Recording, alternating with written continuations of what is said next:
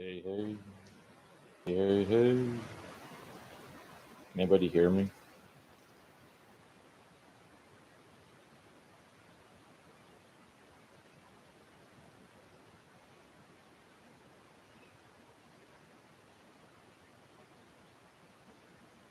How about now?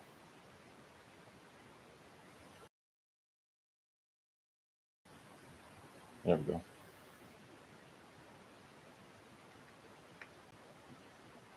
Raiden, how's it going, buddy? Can you hear me? Is there any sound?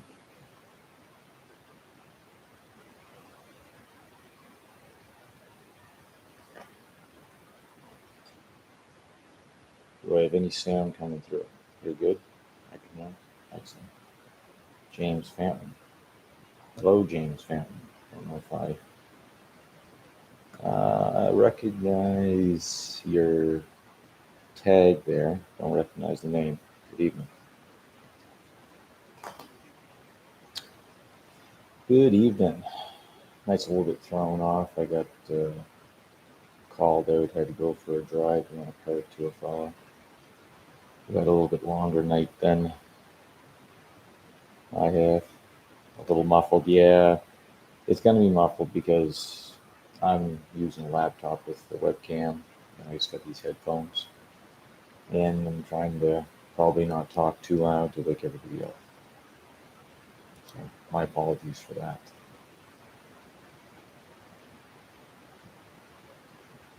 So title is what do I have? The Order of the Ages, New World Order, Order of the Ages, the New Order of the Ages. What is the New Order of the Ages?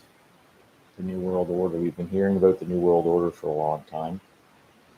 Used to be you'd see a clip, New Age. Used to see like a clip or two here, like every 10 years of a politician, slipping out, saying something about the New World Order. And now, I mean, politicians all over the world, they speak about it regularly. And, at one time that was a conspiracy to even call it a New World Order. But now they're using the word. So I think it's just like they get upset when you kind of use their language ahead of time. Yes, the New World Order is the New Age, right? The New Order of the Ages. It's all the same thing because the New World Order essentially is the Old World Order, right? It's nothing new. It's only that which was before it, right? It's just building off of all of the ages before it, all the empires before it, the progressive evolution of mankind. And we're seemingly going into this age of Aquarius, right? It was supposed to be the end of the age of Pisces, and now we go into the Aquarian age, and the Aquarian age is now supposed to be, peace and love and understanding, happiness ever abounding, right? So the journey into the Aquarian age has to be that of a little bit of chaos. I think it was George H.W. Bush who introduced the term to the public. Yeah, he has probably had the most popular. Um, he probably coined the phrase. I'd say the most of that clip, right? He said it twice. But this new order of the ages, we often think of the New World Order as being this overtly satanic empire that's coming, but I think it goes a little bit beyond this overtly satanic trend that we see. Um, Empires haven't been like that before in history. I don't suspect, you know, it will be at the end either. I think the last empire will be a great empire, one in fact where you'll see great prosperity and technology and peace and safety, right? I think that's what you're going to see. He deceived the very elect. If it were possible, that's right. You see, because this right here, that's going on with this whole coronavirus and the jabs and everything like that, mark the beast system that we kind of see being proliferated before our eyes. It's not truly the beast system because they have to get everybody on board. It says that the Antichrist, right, the beast, who will cause everyone to take his mark, right? Both small and great, and rich and poor, and free and bond, right? So it's not just a specific group, but it's everybody on the whole earth. There's only a select group of people that aren't going to be taking the mark. Okay, there's only certain people that aren't going to receive that mark at that point in time. And I think the time that we're going through now is kind of a basically people are taking stands right now because they believe that this is the end of time, right? But this is only the tribulation of our days. We haven't seen tribulation like this before, but we are currently going through a tribulation period. But it's not the great tribulation, it's just the tribulation of our days, okay?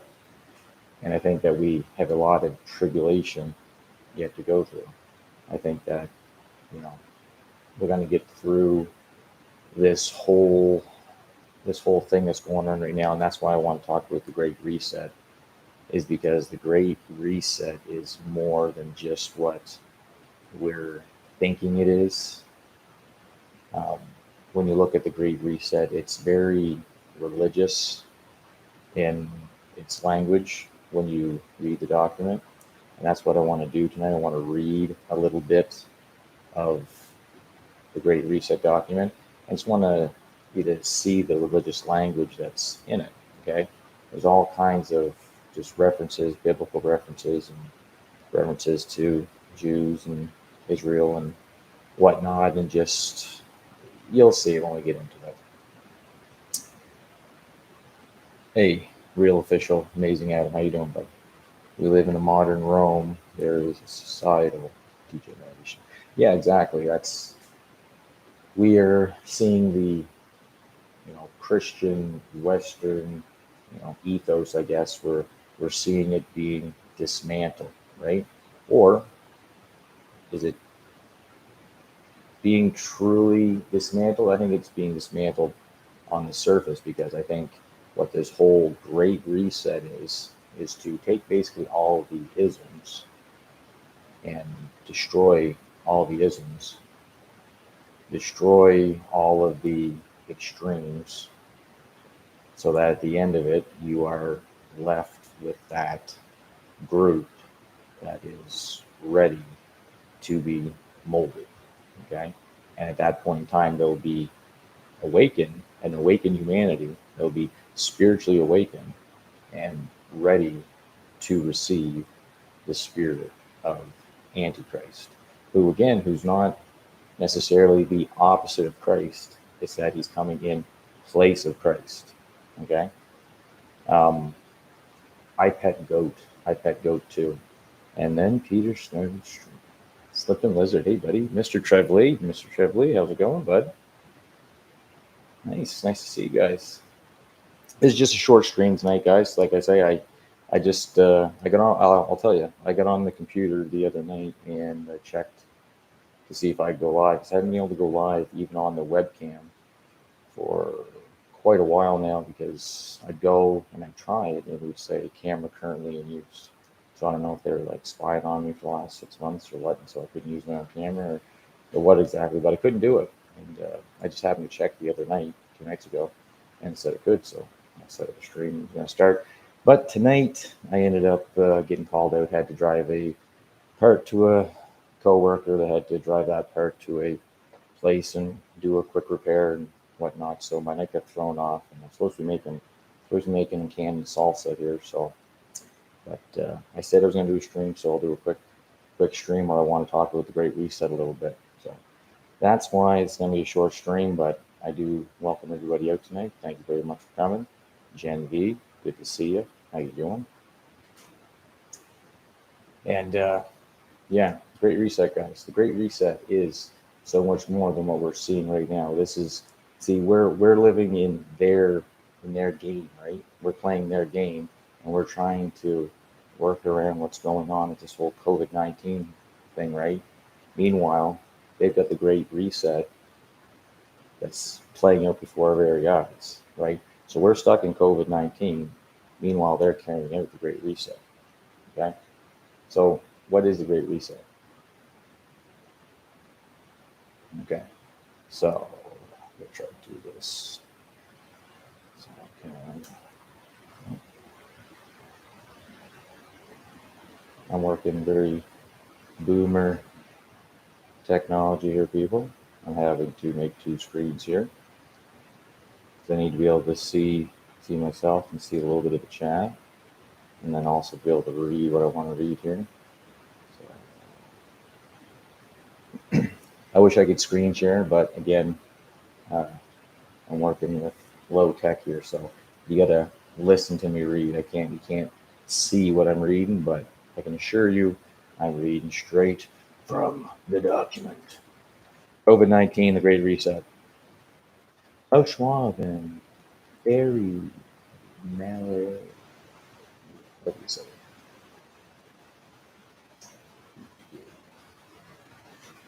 About COVID-19, the Great Reset. Just a little preface here. Since it made its entry on the world stage, COVID-19 has dramatically torn up the existing script of how to govern countries, live with others, and take part in the global economy. Written by World Economic Forum founder Klaus Schwab and monthly barometer author Thierry Malleret, COVID-19, the Great Reset, considers its far-reaching and dramatic implications on tomorrow's world. The book's main objective is to help understand what's coming in a multitude of domains. Don't you want to know what's coming, everybody? Aren't you excited to know what's coming? In a multitude of domains, right? The way they word it, they word it like you're going on vacation, or if this is like some kind of big business venture for you, right? In reality, it's like cities burning, people starving, and all kinds of just absolute barbaric savagery. Published in July 2020, in the midst of the crisis, and when further waves of infection may still arise, it is a hybrid between a contemporary essay and an academic snapshot of a crucial moment in history. It includes theory and practical examples, but is chiefly explanatory, containing many conjectures and ideas about what the post pandemic world might and perhaps should look like. And the person that is typing it sounds exactly like that voice because I'm reading it exactly how that's typed. Right? Like, what a jerk off. The book has three main chapters offering a panoramic overview of the future landscape. The first assesses what the impact of the pandemic will be on five key macro categories: the economic, societal, geopolitical, environmental, and technological factors. The second considers the effects in micro terms on specific industries and companies. Okay, so is it affecting you economically? Is it affecting your society? Do you find your geopolitics, awfully strange? Environmental and technological factors. You notice how things just don't work anymore and they just keep on breaking and nothing gets fixed. And a windstorm always knocks out your internet, right? The second considers the effects in microterms on specific industries and companies. Are you being affected by this whole thing? Do you still have your job? Are you still working? Are you still working? I hope people are still working. If you're not, sorry. Hope things are, going as best as they can for you during this time. It's she's rough going. Can't lose hope. Can't waver. Can't give up. It's gonna get a lot worse before it gets better. And if you can't handle it right now, then it's It's going to get real bad as it gets worse. So you got to stay strong. You got to put your faith and your hope in the Lord. And if you don't have your faith and hope in the Lord, I suggest that you get down on your knees and you look to God, right? And you strongly consider His way, and you strongly consider what He has for you, because we're all in this, right? We're all going to go through this. But I like to have the assurance that the Lord's on my side, okay? And how do I know the Lord's on my side? Well, because I believe on the Son, Jesus Christ, whom He sent, the Lamb slain from before the foundation of the world, right? Jesus Christ came, died on the cross for your sins, for my sins, for the whole world's sins. All you have to do is believe. Believe on the Lord Jesus Christ, and thou shalt be saved, right? It's the easiest thing you got to do, right? There's no great work you have to do. There's no great work you can do. He did all the work. He achieved that work on the cross. And not only did He achieve it on the cross, but He perfected it with the empty tomb, right? Because the victory is in the tomb, right? Our victory is in the cross, but our overall victory is the victory over the grave. Okay, off topic. Don't lose hope, guys. We have a lot more to go through.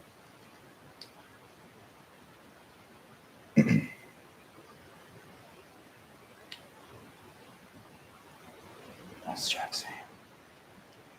I checked in on a few minutes ago, but that's where I'm going to screw up checking the chat and doing this. But I can do quick. Biggest corner house. It's like we share the same mind. Things are well as they can be. Peter, we found. Sorry, I can't do the chat and like read. I'm like ADHD, and then I'll get like hyper focused on something, and then I'll get all messed up. Chat in the chat. Talk amongst yourselves. Welcome everybody. I think. Thanks everybody that's got me to over 200 subscribers. It's been a little while. I think I've lost some people along the way via YouTube, ticking them off, but I think I'll probably gain them back somewhere along the way and probably gain some new people. Finally got over 200 people. That's awesome. We're at like 210. That's super. Thanks for everybody that's subscribed recently. Thank you for everybody that's been subscribed all along. I do appreciate it. So what I find with my subscribers is that they're all pretty cool. They're all pretty cool guys and gals. So mingle in the chat, listen to what I'm talking about, and also mingle amongst yourselves, please. Do appreciate you being here. Okay, now back to the read.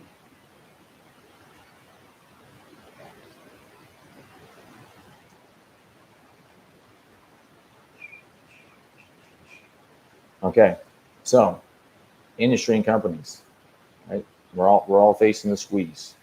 Some way or another, we're facing the squeeze. Whether or not you went and got 2 jabs, whether you got 1 jab because you were coerced into it, and now you don't want to get the second one, but now you're finding that just getting 1 ain't enough. Now you're going to get the second, and even when you get the second, you're going to have to get the third, and the 4th booster, and the 5th booster, and the 6th booster, and it keeps on going, never ends. You're never fully vaccinated. If you got 1 shot, you're not fully vaccinated. You're unvaxxed. If something happens to you before the 14-day period, you're not considered vaxxed. Okay, everybody that thinks they get 1 shot and they're good to go, nope, you're not fully vaxxed. You got to get that second shot. I think we're going to start seeing the tide being turned, because a lot of people got 1 shot, weren't planning to go back for the second shot. A lot of people that got that first shot didn't want to get that first shot. So,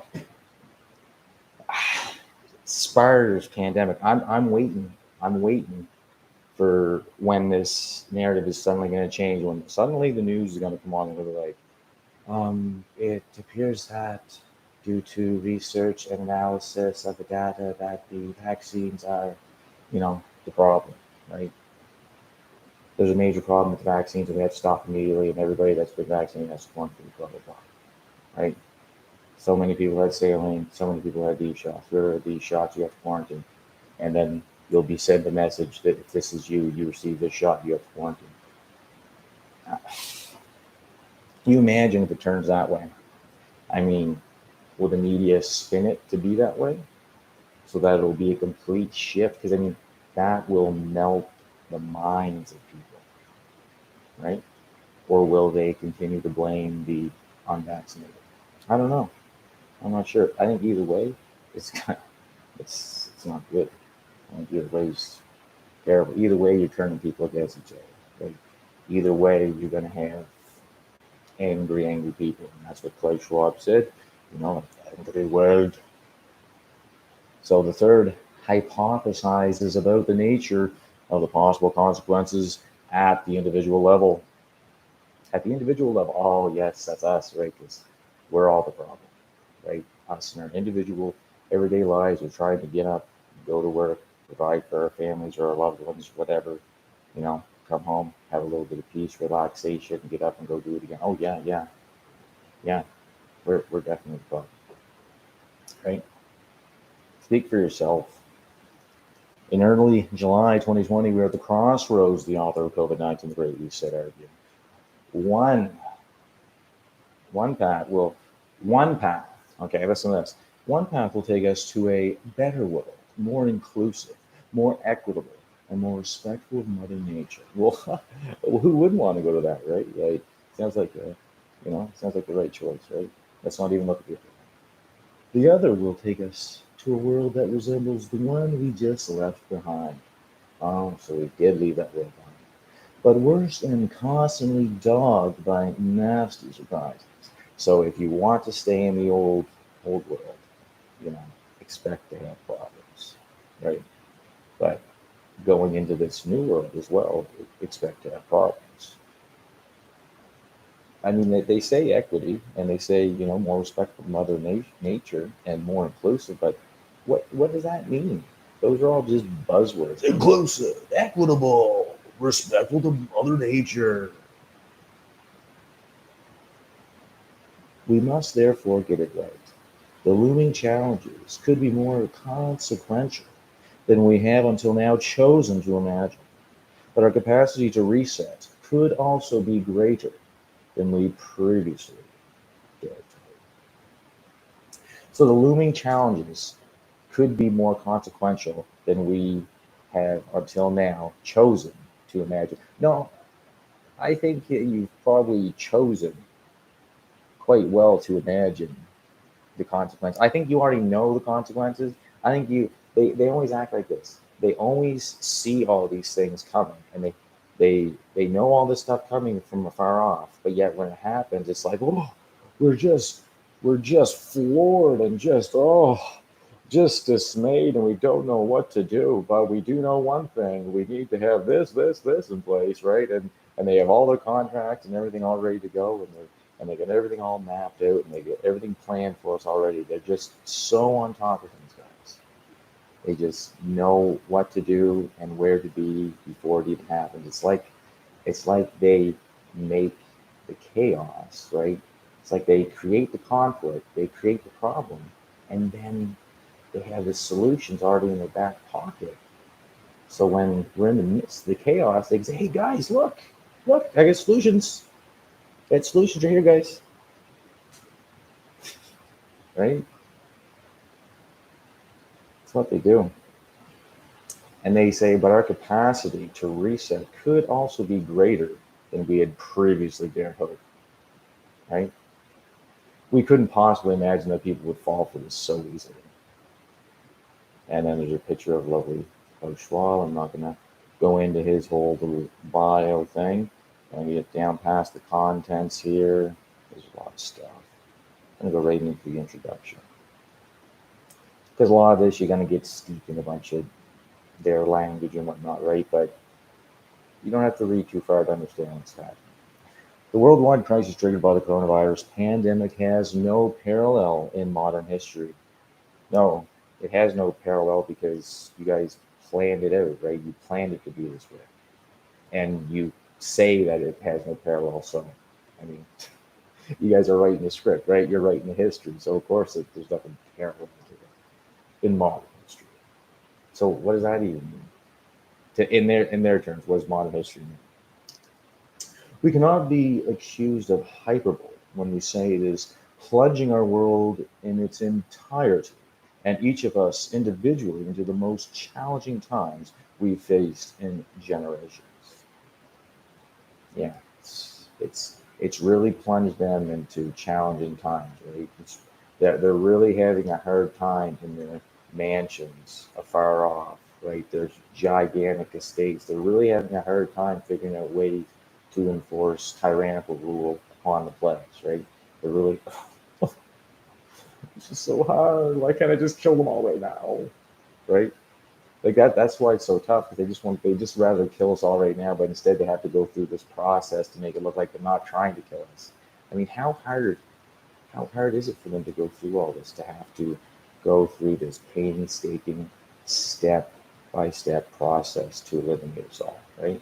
And to know that the closer they get to fulfilling their goal is the closer we get to figuring it all out and rising up against them, right? Anyways, so it is our defining moment. We will be dealing with its fallout for years, and many things will change forever. It is bringing economic disruption of monumental proportions, creating a dangerous and volatile period on multiple fronts, politically, socially, geopolitically, raising deep concerns about the environment and also extending reach, pernicious or otherwise, of technology into our lives. Yeah, into every part of your lives, right? How it basically runs your lives, and how you're going to need a RFID, or you can, what's it called? What are those things called? QR code, go with anywheres. I don't know what it's like for everybody else, but today was supposed to be the first day of, you know, having to show your passport going into stores and whatnot. And I went into a few stores and I didn't have to show anything, so I don't know what places are all actually adhering to this. That's the whole thing with all this, right? How it drives the confusion, how it drives the insanity, right? And the instability in people, because they say, okay, starting on Wednesday, you will have to show your proof of ID to enter, this if you're vaccinated or unvaccinated. If you're unvaccinated, then you have this, you have to abide by this and blah blah blah blah blah, right? Well, that's if every business is complying with that, and not every business is complying with it. I mean, I went into two places today, and just went about it like I did yesterday or the day before. Like, it wasn't any different, but I haven't gone into a grocery store yet. I haven't gone into like a bigger chain store. That's the thing. I assume that all of the bigger box stores, right? Anything that's an international company or anything that does any dealings with China or anything like that, I assume that all of them, they themselves, they would have the whole setup thing. But even still, how's that going to work? How did that work today? I mean, not everybody has a cell phone. I'm sure that a lot of people that have been jabbed in the province, a lot of older people, they don't have cell phones, and they definitely don't have to use a friggin' app and go and scan in every time it goes. And it's like, I mean, how much stress do you want to put on an old person, right? Because they got to carry that phone around and make sure they can scan it and have to be nervous every time they go in if it's going to scan or not, right? Terrible, absolutely terrible. But anyways, uh, I don't know how it's all going to roll out. I suspect in certain places they're going to have it in everywhere, and then other places they just how are they going to do it? People got to enforce it. They're not paying people enough to enforce this stuff, right? You're not paying somebody $15 an hour, right, to get on every customer's case, right, or to police everybody that comes in the door. I went into a gas station today and paid for the gas and walked in, and they said, "Oh, sir, no, mask, you have mask." And I said, "No, it's not." So, and she's like, "No." And she kind of shook her head and started taking things in. And she's like, "Do you got like, an exemption or something?" And I said, "Yeah." And I said, "Yeah, no, I got one." I said, "But even if I didn't have one," I said, "Don't wear one." And she's like, "Oh, okay." And like I said, and I'm like, "Here you are, you're having to sit here and be the policeman, police all this stuff, right?" She's like, "Yeah, yeah."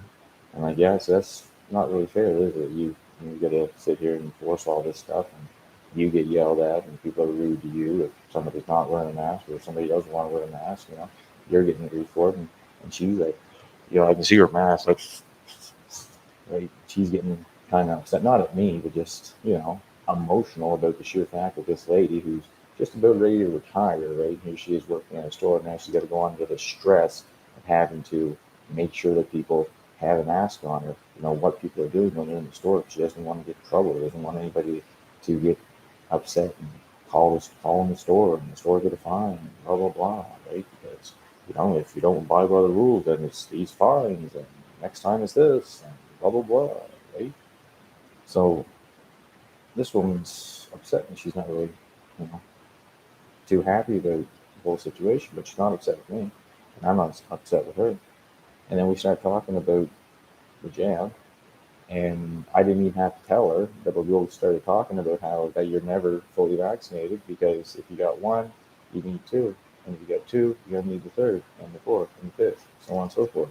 So she knew, right? She understood, and now she's upset. Okay, and she's still doing her job, but she's now upset, and so she's in a constant state of anxiety, right? And how many other people, right, are working these jobs where they've got a mask on all day long, these customer service jobs, and they're having to deal with all this stuff, and they could, suck it up and say, "Hey, I'm not doing it," but then it's like, okay, you're fired, right? And so it's like it's hard when you're in that position. It's easy if you're in a position where you have money, you know what I mean, or you have other means to, provide and whatnot, right? But to a lot of people, it's like they got 15 hour or the first $15 an hour job, and it's like you can't lose that, right? Maybe they got a kid, right? Maybe they're in just a bad situation, right? There's a lot of people that because of the things that they've done in their life, that they've gotten themselves into a bad situation. Now this come up, they're in a really bad situation, right? And there's a lot of people, again, too, everybody that's had any kind of debts or anything like that. I mean, look at the financial hardships people are going to be going through here, right? I mean, just with all the carbon taxes and everything like that, and just what's going to happen this winter and stuff, right? People are going to be out of jobs, out of work, right? Business is going to be shut down because, again, there's going to be people that are going to be boycotting businesses, right? Guaranteed, right? I mean, that's what we're doing to fight against it, and that's the whole thing, right? Our reaction to all this is also going to be part of what ultimately destroys our country, right? If everybody starts suing the government, okay, starts suing the government for the vaccination thing, right? Anything that they maybe had a adverse effect. Oh, you can't sue the government. You can't hold anybody liable. I beg to differ. There's going to be, if it's not the government, it's going to be these. It's going to be the workplaces, right? It's going to be employers, right? Because they're being told, if you don't get everybody vaccinated, well, if someone gets sick, if something happens, well, then you're responsible for that, right? So, but if someone gets vaccinated, jabinated, and then they also get sick eventually, and it turns around that a bunch of people start getting sick, and then all of a sudden there's these lawsuits where people start suing their companies because they're told that they didn't get the jab and they weren't going to be able to work, and the company told them to get the jab because they were told that they were going to be fined if they didn't tell people to get it, right? What's going to come from all this, right? Where's all the money going to come from? And then you get the whole UN UNDRIP thing coming in. I mean, that's just crazy. I mean, so that's like a whole other monster. That it's like I don't even want to get into that. I don't even want to touch that yet. Don't even want to touch it. 34 minutes, 10:42. I'm gonna keep on going. Sorry, I get on a little bit of a rant. I'll do that. I'll read something, and then we'll just catch something in my mind, and then I'll just go for a little bit, and then we'll just pick up, carry on where I left off. Thanks everybody for coming out tonight. Good to see you.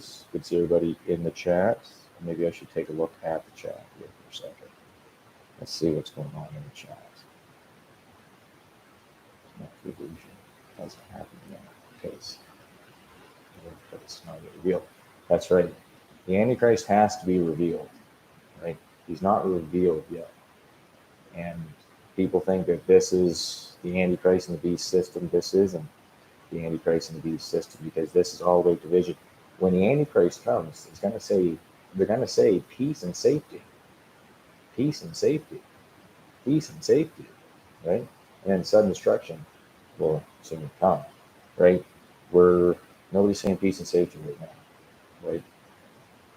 Nobody's saying peace and safety right now. Check out the video, The Ethnic Origin of Communist Bolshevism and Russian Revolution on YouTube. You know, I was looking at an interesting um, article on the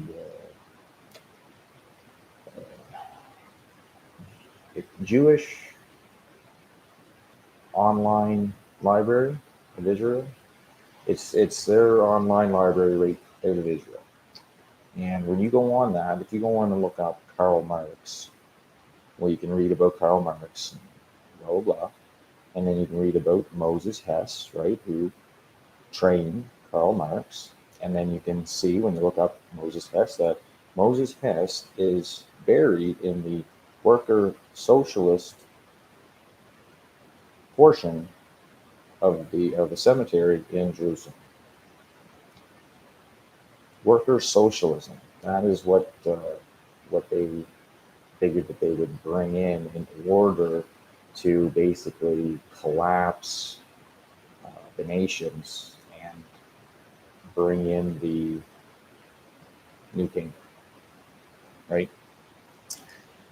That's basically what worker socialism is to bring that to the whole world, which will eventually collapse it, but then also mold it into this giant superstate, right?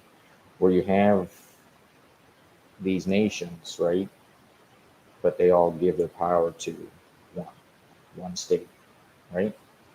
And then you can get into the whole oneness and everything like that. But yeah, the origins of brown eyes. Didn't Justin Trudeau pretty much proclaim the Great Reset? He sure did. Yes, he's a big advocate of it. Funny how it's the same story in all the countries, isn't it? My daughter is at ASU, and first year, some government prof told them we are all under international law. Yeah, see, that's what they like to think. They always like to quote all these laws and these things that were all written on these backdoor deals and all these back rooms and these meetings that were in secret and held at late at night or on the weekend, and all these times they always quote all these laws, and it's very frustrating, right? Because they say, well, international law says this. It's like, well, how about God's law says this? I mean, you wouldn't have international law without God's law, right? You just bastardized God's law and kind of made your own law with international. What was your source of your law for international law? Well, the lawgiver is God. God's the lawgiver, so your laws come from God, right? So no law that you make, no international rule that you make is of any merit when it comes to God's law. You can't usurp God's law. A power can't usurp the power, right? The power, right, gives rulers their power, and if they can't accept that God has given them their place of authority, well, then God can just simply remove it at any point in time, right? It's up to God who he raises up and who he tears down, right? And that's been throughout all of history. That's why God has used kings of the world for his purpose, right? At the end of it, again, the ten kings, right? They give their power unto the beast. God puts it in their mind to give their power to the beast, right? God put it in their mind.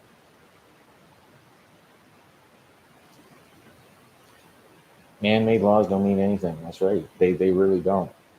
Right? They can say that they do. They can pretend that they do, but they ultimately don't. People got together. They conspired together. made up laws, and then they try to enforce them on the public by saying, "Oh, this international law says this," right? Because we're no longer, they say that we're on international law so that you can't, invoke your rights as being a sovereign citizen of your country, right? So they think that they can impose all these other rules upon you, right? Because for some reason the UN, right, was given power sometime in the past on some sort of bill regarding whatever, right? And no one ever hears about it, yet they just pull these things out of their ass, right? The world has strayed so far from the memory of its origins.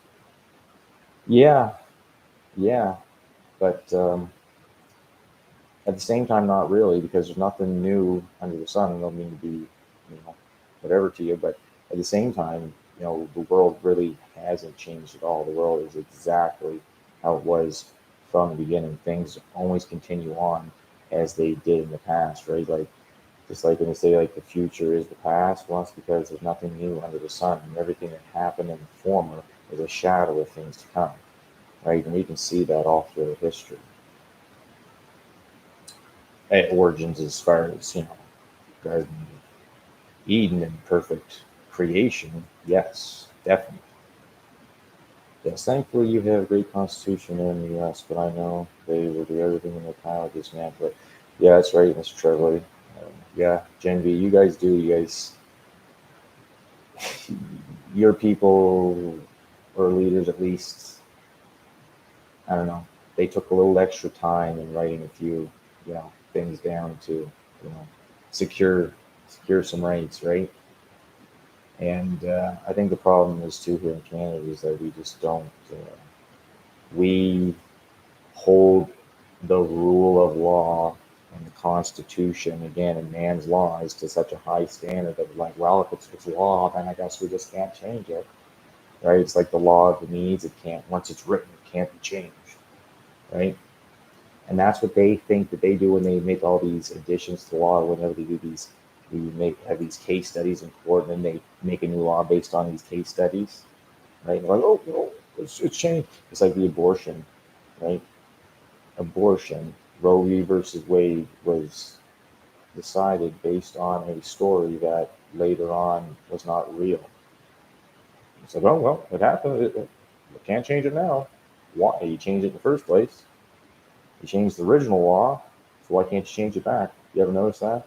They never change anything back. Never change anything back. All right, let's get back to things. I gotta get going. Good to see everybody. Good to see everybody. Hey, did anybody see the election last night?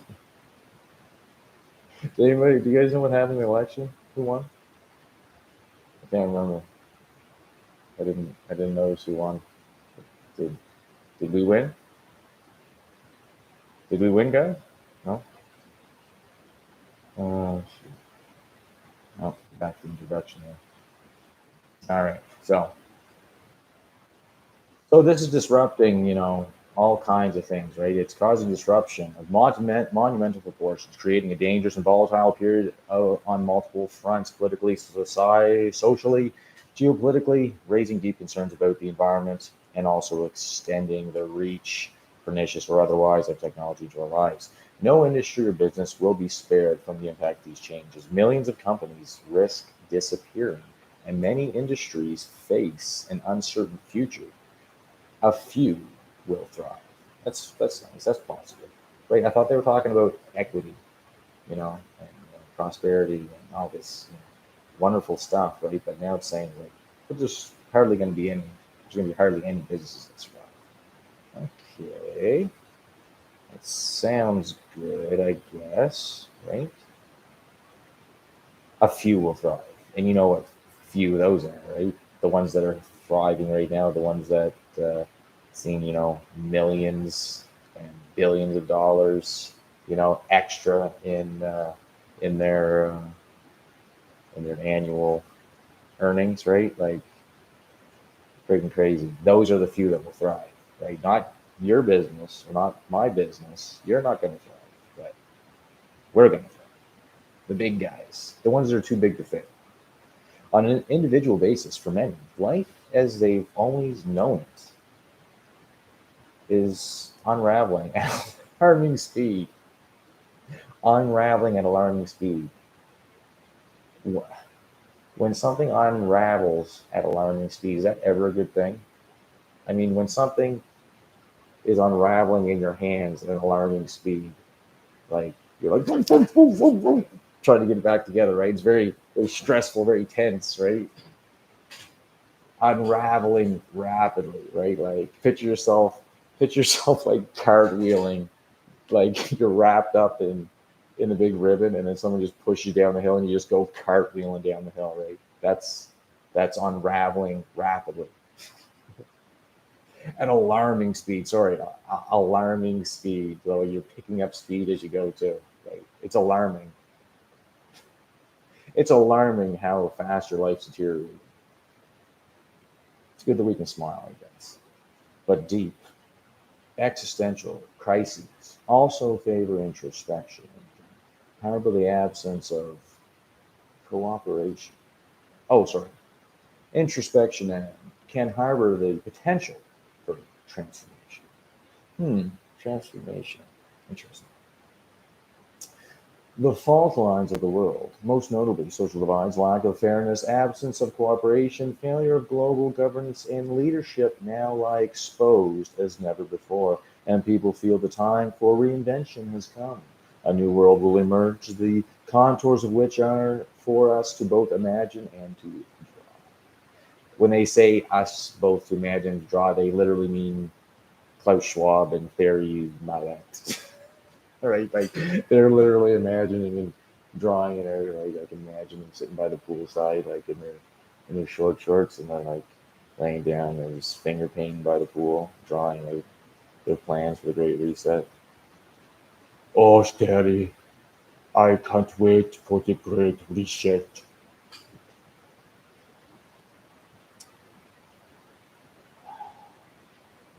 When they say that your life's going to be unraveling at an alarming speed, okay, and then they say, but hey, there's harbor for potential transformation. Yeah, there's when you crash at the bottom, right? There's a potential transformation of your body going from a, solid mass into a just a pool of sludge when it makes impact, right?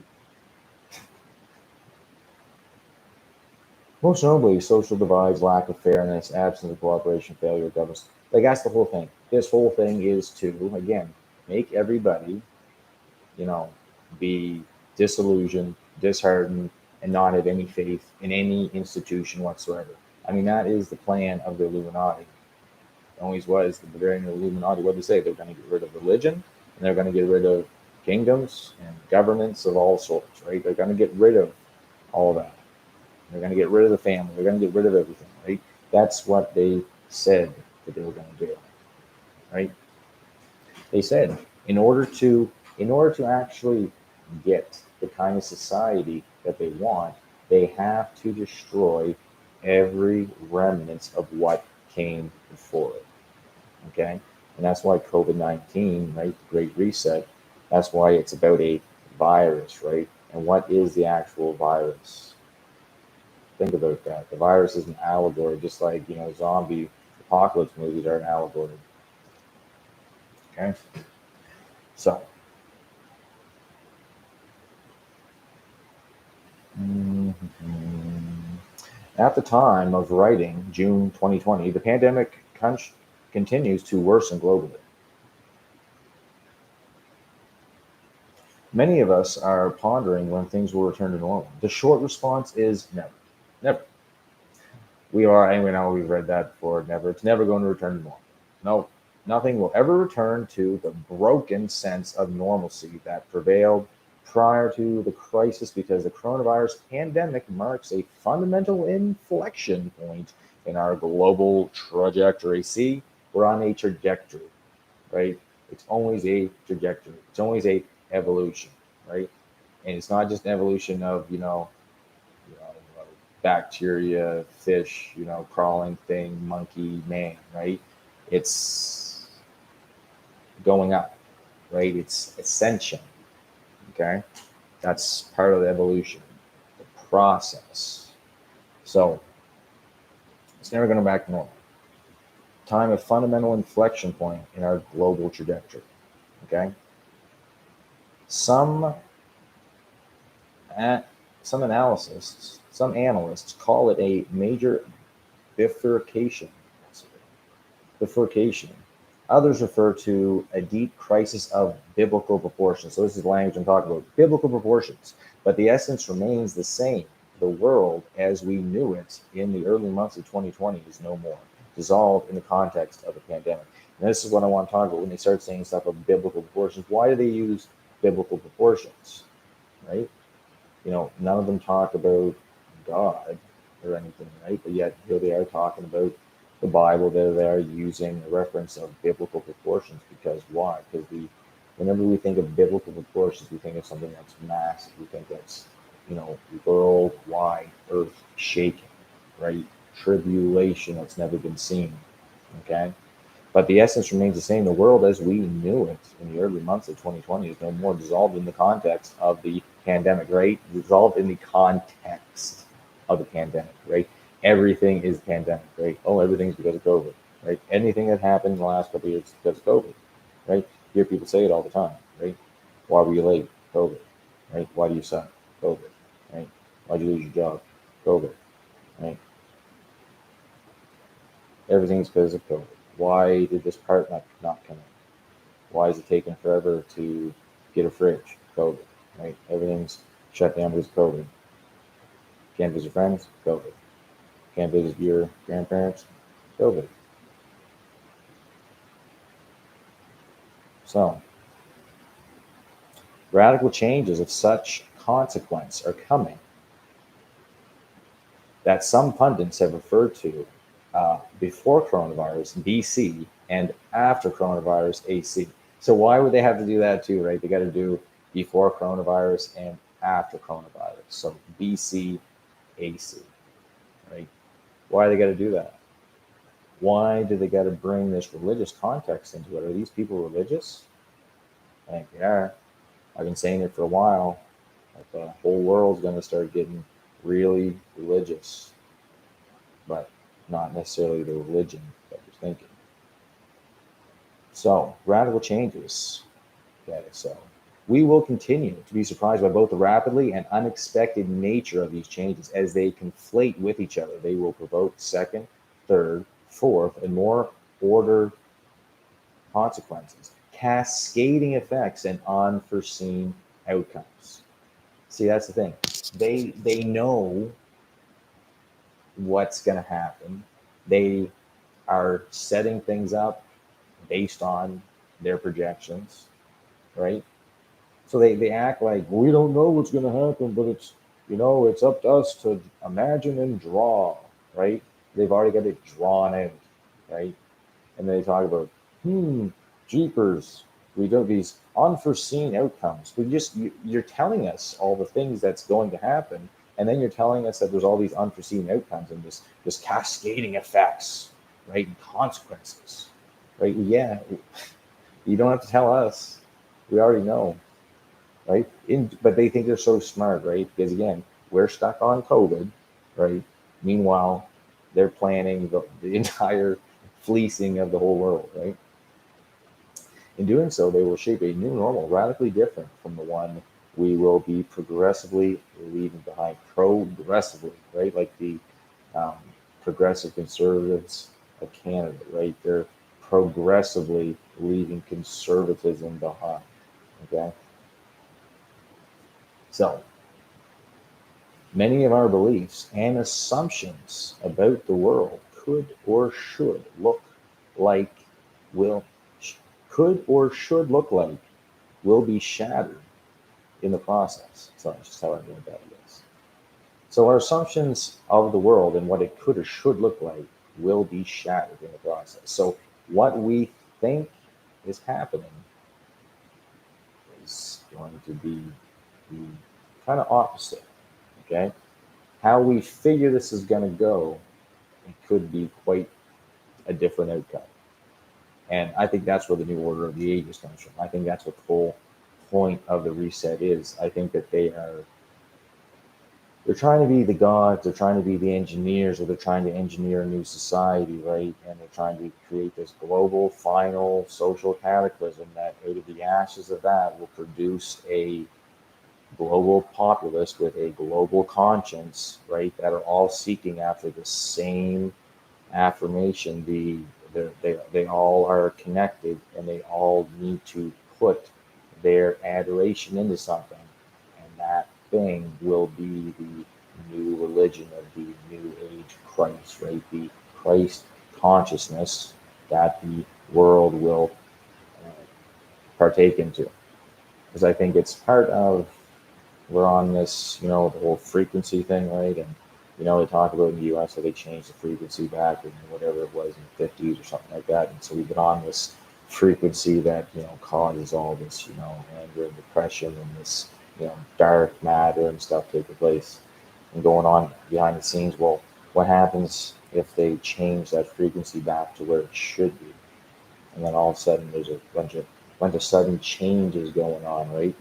Again, like what if something comes from all this where they bring out all these, poison jabs, but what if they're holding back on this other technology, these other jabs maybe that do cure multiple sclerosis, or do reverse Alzheimer's, maybe that do fix hearing loss and things like that. What if some stuff like that starts coming out? Because I mean, we're not even thinking about that stuff now, right? We're all just thinking about the current injections and how would I want to take them, right? I think there's many different levels to this whole psyop that can take place, and I think that we have to be aware of these things. I think that currently, you know, we're stuck in COVID-19, right? We're stuck in the midst of this great reset. And the best thing for people to do is to, I would say, get together, find other people that are like minded. But in the process of finding people that are like minded, we also need to be finding people that maybe we don't hang out with, maybe that we don't associate with, maybe that we just care about, and that we want them to wake up to what's going on, and we want them to be able to see what's coming so that they can also prepare themselves. Because I don't know about you, but there's a lot of people that, I don't necessarily hang out with a lot of people, but I don't want to see harm come to anybody, right? I want people to prosper. I want people to have a good life. I don't like seeing people down and out, but I can't also do much about it either, right? I'm just one person. I don't have, you know, a bunch of money in my pocket or the ability or the time to do a whole lot, but I don't have anything against most people, right? What I find usually is that most people will have something against you and what you believe, right? I, as far as I'm concerned, the the only difference between, there's two kinds of people in the world. There's saved and there's unsaved, right? And when a person says that they're saved to a person that's unsaved, or shouldn't even use those terms because that's what gets people all worked up. But you know, someone who's saved, we'll just say, is someone that believes on the death, burial, and resurrection of Jesus Christ, and that being the finished work of their salvation, right? That being the beginning and the ending of their faith, right? Now, the person that is not saved is not necessarily a bad person. They could be a better person as far as how they live their life than somebody who believes, right? But that person doesn't have enough humility to admit and believe on the Lord Jesus Christ, who God, who created everything, created you, right? Knew you before you were existed, knew you from the beginning of time, right? If you can't be humbled before Him and accept the gift that He gave you, the only way that you can be truly justified, because otherwise we're all dead in our sins. That's the thing. The only thing that justifies me, that justifies someone else, is the fact that they believe that Christ's blood shed on the cross was enough to cover their sins. Now, does that mean to continue in sin? Does that mean to be a sinner? Does that mean that you're no longer a sinner? No, of course not. You're just like anybody else. What has changed? What has changed? The light of the Holy Spirit is now inside of you, right? The light of truth of the gospel is inside of you. And you no longer see the world the same way. You no longer see the way the world works the same way. And that's why, you know, in this last little bit, when I see all these conspiracy, people and stuff coming out, it's like, hey, we're all getting on the same page here. There's usually just that one little thing that differentiates us. And to me, it's not like, oh, I don't like them because they don't believe. No, I just don't think that they've gotten there yet. I think that they're finding out the truth in a roundabout way, but they're not looking at the source, right? Because a lot of people will give lip service to the Bible, they'll give lip service to Christ and the teachings of Jesus and so on and so forth, but they never have actually opened up the gospel, or they've never actually listened to someone preach the gospel, and they never actually accepted it, right? Because if you accepted it, you'd look at it completely different, right? And then you wouldn't just use the Bible just for like a little snippet, like a couple words, right? Then you could open up the Bible and use the Bible for your whole message, right? Is the source of anything that I look at is what I form from reading the Bible, right? What God has shown me through His Word. Because everything that's you can see written in history and that's going on today, you can find it in the Bible, like 100%. It's there. You can find that similar story, right? You can anything that you've anything in the natural world, the natural realm of things, right, that you've done or consider doing, you can bet that it's probably somewhere in the Bible or a story similar to, right? Or if you're just looking at a story of like how a country dealt with this situation, or countries going to war and empires rising and falling, like it's all in the Bible, right? Everything can be found in the Bible, and to me, when people overlook it, right? People think of it as just a book that has rules, right? That is just a bunch of a language that is, they picture a priest or somebody in a priestly gown getting up and speaking from it, and so therefore, that person in that fancy gown is reading it, and they can talk and preach from it. Surely, I'm just a a welder, or I've never read the Bible in my life. You know what I mean? Like I couldn't possibly understand what it means. But the whole point of Christ on the cross, when He died, okay, when He was on that cross, was it the ninth hour or the third hour? Doesn't matter. It was one of the hours. He was on the cross. There was an earthquake, okay, and that earthquake, it rent the veil of the temple. It split the partition. And what that was is symbolic for the fact that Jesus Christ, right, the priest of the order of Melchizedek, He removed the partition between you and I and God, so that we can go boldly before God, right, through His Son, Jesus Christ. And we've been made nigh unto God by the blood of Christ. We've been made sons and daughters of God.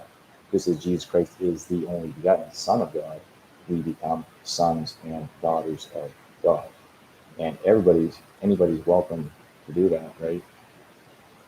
I think the big thing with people is their pride keeps them from believing the truth about Jesus Christ. Like that's the big thing. People's pride keeps them from coming to know the truth, because listen, you can ever be learning, right? It says in that last days that people will keep together teachers, right? And they'll forever be learning, right? But they'll never come to the understanding of truth, right?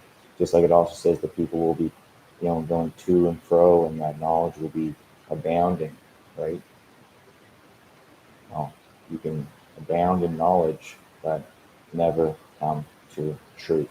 What seemeth right unto a man leadeth to destruction. So Don't sleep on the Bible. Don't sleep on Christ. Okay? That's your only way out of this. I'm not stupid enough to believe that I'm going to get out of this by being Rambo, by being super prepared, by politically doing anything. I'm not. I'm not going to say that, right? The how I'm getting out of this is by the grace of God, right? And how I act during this time, right? How we all conduct ourselves during this time is going to is going to be part of our success rate, okay? Because if we're going to go out and literally fight the system, right? Well, then we're fighting that fleshly battle in which we're going to be taken out, right? There's going to be plenty of time in the future for the world to hate us, right? When the Antichrist comes. Right now, as Christians and non-Christians that are all kind of getting together here, our common ground is that we don't want to live under communism. And the Great Reset that's what they're bringing in. I think the Great Reset is going to go through no matter what. I think it's a matter of where the chips fall during this process. And again, how you make out during it, right? If you lose it and you flip out and you do something crazy, then you're done. Out of the game, right? Off to do a lot of media, right? They're not going to be able to do a lot of what they want to do even yet. There's a lot to come of all this stuff yet. There's some dark days ahead, but there's also a lot of good days ahead too. And that's the confusing part about all this, is that's why we're not going to fully understand what this great reset is until we get through it. Because like I say, I think there's going to be some changes that happen. Like I say, cascading effects are going to take place because of these changes. And it's going to look a whole lot different than what we originally thought of. Okay? So, however, then they're going to finish up here. It's been an hour. Thanks everybody for watching. Thanks everybody for watching so far.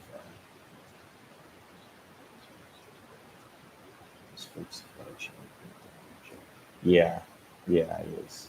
It's always, why can't they could just move stuff, right? Everything that's happening, nothing's moving. It's like, well, move them, right? Nothing's open. Well, open it, right? All the businesses are closed. Well, open them, right? But they're not going to, right? Every problem is like, oh my goodness, we just can't do anything about this, right? It's like, well, you can, because you're the person who is stopping it from happening, right? You're the person that's causing this to happen, so therefore you could stop it from happening at any point in time. But yet, here we are. Here we are. Okay. So, however, broad and radical pronouncements like everything will change, all or nothing, black and white analysis should be deployed with great care. Of course, reality will be much more nuanced. By itself, the pandemic may not completely transform the world, but it is likely to accelerate, right? The accelerate many of the changes that were already taking place before it erupted, which will in turn set in motion other changes. I've said this too. So people that are getting sick over this last little bit, people have been getting really unhealthy, okay? Like as a whole. There's a lot of people that are getting in really good shape. There's that, on that bell curve, there's that end of the spectrum where there's that group of people that are getting like super crazy shape, and they're like basically hybrids. And then there's this whole other segment of the population that's just getting further and further down the friggin' junk food road to friggin' diabetes and early death, right? And these things, and like cancers, like the amount of different cancers that are arising, like they say that they've come up in the midst of this pandemic, and and all these ones that are coming from the vax, the jabs and stuff like that. See, like I think some of the stuff to do with the jabs, I think a lot of that's made up too. Like I think for both sides of it, I think some of it's made up. I think that there's a lot of these cancers and illnesses that are being exacerbated by the jabs because they weren't known or these problems weren't known, but now they're being exacerbated by the compromised immune systems.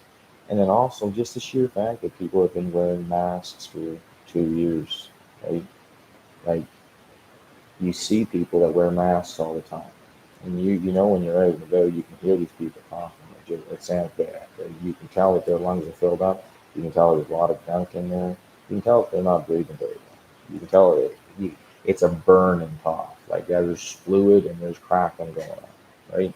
And why else would that be? But besides wearing a mask all the time, and think about anybody that's like a smoker or anything like that. I bet you they're smoking more. People that are drinkers, they're drinking more. People who use drugs, they're using more drugs, so on and so forth, right? Like chronic masturbators are chronically masturbating at the storm like this last 2 years. And I haven't, yeah. Anyways, a lot of things that are already on the rise are now coming to the fore, right? And they're now being exposed. And so the whole Great Reset, that's the whole point of it all, right? Because if we think that it's just going to be about the jabs and whatnot and about this virus, I don't think so.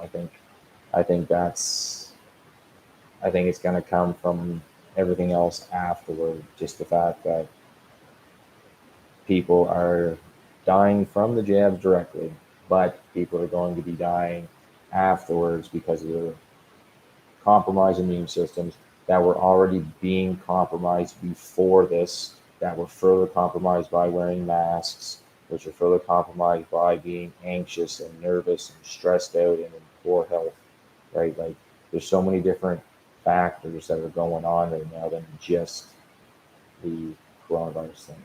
And if you think about it too, all the same things that go into the same. If you got a bacterial pneumonia, if you got stress, your inflammation of the heart, or you got coronavirus or anything like that, they all get the same symptoms, right? It's all that heavy chest. It's all like a lung thing. Remember before it was like any symptom was a symptom of COVID, right? But they were always talking about how it was a lung thing or something that really attacked your lungs and central nervous system and stuff, right? And then it went to, if you have a sniffle, if you have anything, then stay away and get COVID possibly, right? And now it's gone back to, since the Delta variant, since they started mass jabbing people, it's gone back to, oh, it's people can't breathe. They feel like something's crushing their chest, right? Same. It's gone back to the original thing. So the original coronavirus that they were prepping us for was this whole central nervous lung disease thing, right? And now we see that being exacerbated by this Delta variant that seems to be coming through these jabs, right? And it's clear that everybody's saying it's clear that in the CDC and the FDA people and the mRNA inventor and the PCR test guy and the Pfizer former CEO guy and all these really high profile people, when they're coming out and they're saying these things, I mean, what's to say that they're not getting paid either to say this, right? To again cause people to completely distrust the medical profession altogether, right? Because there's two camps, right? There's always two camps because I don't want to not trust somebody that's supposed to be a doctor, right?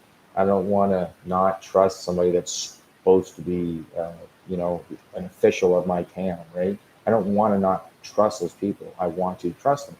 I want to have faith and trust in those that are supposed to be, the police officers of the area, right? Like, do I expect them to come and save me when I got a problem? No, not really, but I expect them to, handle crime when it arises, right? Like, I want good governance. There's nothing wrong with governance. God gave us governance. He gave us laws so that, things didn't become chaos, absolute chaos.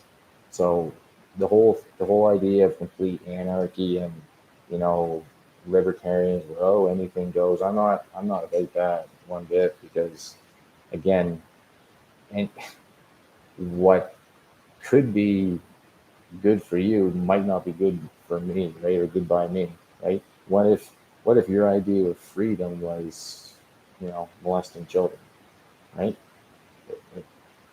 In a libertarian mindset, I mean, that's fair game, is it not? I think that's. I think there's a lot of holes in being a libertarian. I get the concept of it, but there's a lot of mental gymnastics that a person has to do. So, like, when you think about, church and state, the argument of church versus state, do I think that the church has the say over what the government does? No. I think government is the government, but the government was given its power by an authority by God, just like those who are, supposed to be leading the church is also given their power by God. So if both of those groups are acting in the best interest of the power that was given to them, well, then I have no problem with either of them.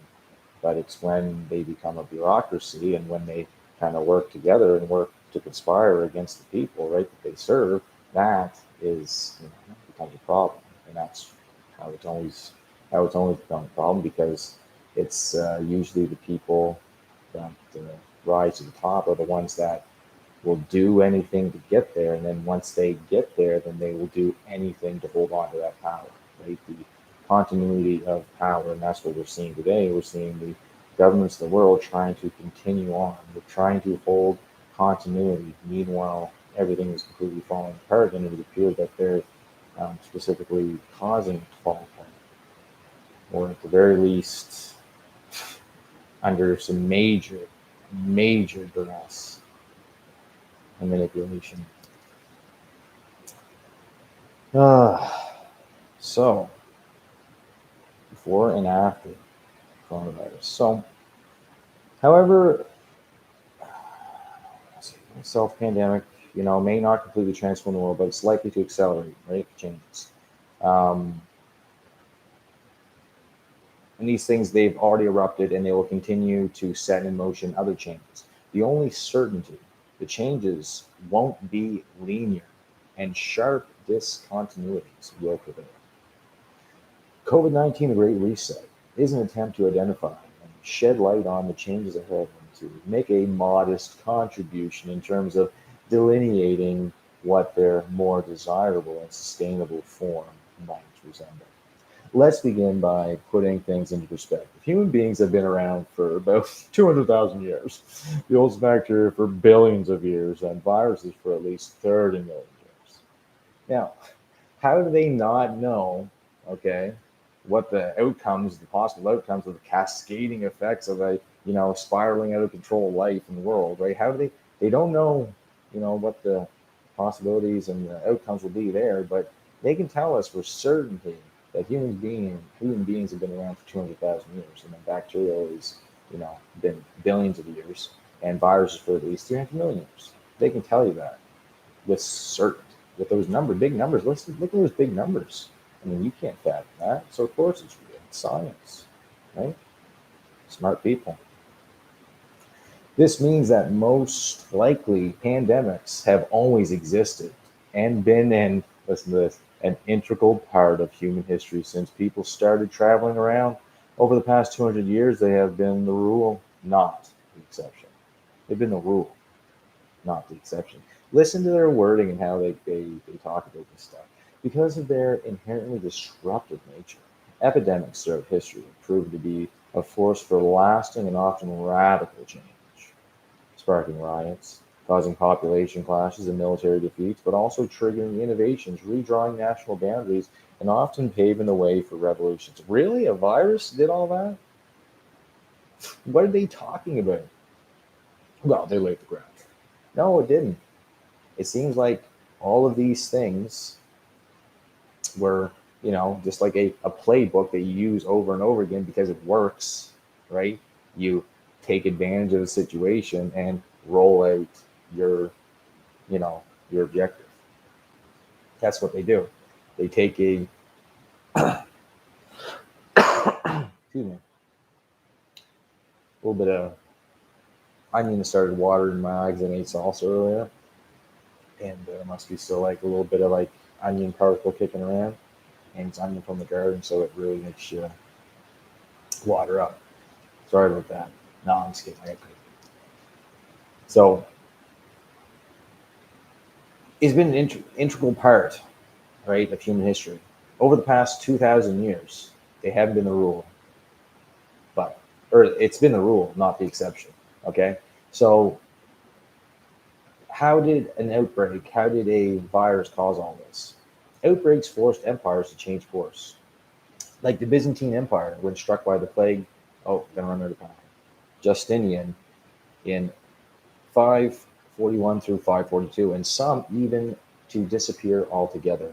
When Aztec and Inca emperors died, with most of their subjects from European germs, also authoritative measures to attempt to contain them have always been part of policy arsenal. It's always been part of policy arsenal. Thus, there is nothing new about the confinement and lockdowns imposed upon much of the world to manage COVID-19. It's nothing new. It's nothing new to keep you locked down for 2 years.